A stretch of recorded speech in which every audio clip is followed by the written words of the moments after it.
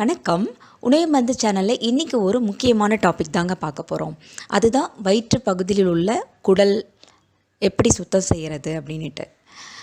ஏன் குடலை சுத்தம் பண்ணணும் பார்த்தீங்கன்னாக்கா, நம்ம சாப்பிட்ற ஃபுட்டு அத்தனையுமே பார்த்திங்கன்னா நச்சுக்களாக நம்ம வயிற்று குடலில் தாங்க, இண்டஸ்டைனில் தாங்க ஃபார்ம் ஆகும்.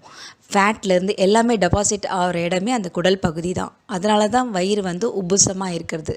அதாவது சில பேர் சாப்பிட்ட உடனே வயிறு பெருசாக இருக்கிறது, அப்புறம் மலச்சிக்கல், மோஷன் போகிறதுக்கு ரொம்ப கஷ்டப்படுவாங்க, அப்புறம் வயிற்றில் புண்ணு வருது. இதை மாதிரி கழிவுகள் அதில் தங்குறதுனால தான் பலவிதமான பிரச்சனைகள் ஏற்படுதுங்க.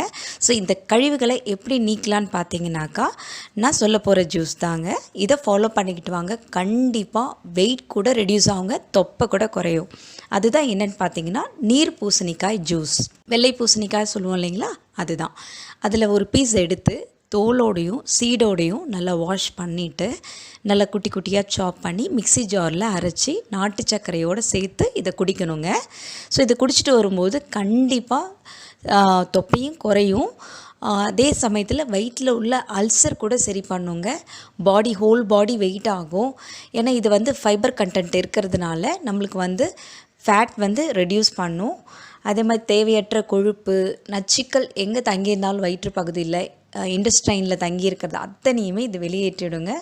ஸோ இது ரொம்ப அற்புதமான ஒரு ஜூஸாக இருக்கும். ஸோ இதை நீங்கள் ஃபாலோ பண்ணிவிட்டு கமெண்ட் பண்ணுங்கள். இந்த வீடியோ உங்களுக்கு பிடிச்சிருந்தால் லைக் பண்ணுங்கள், ஷேர் பண்ணுங்கள்.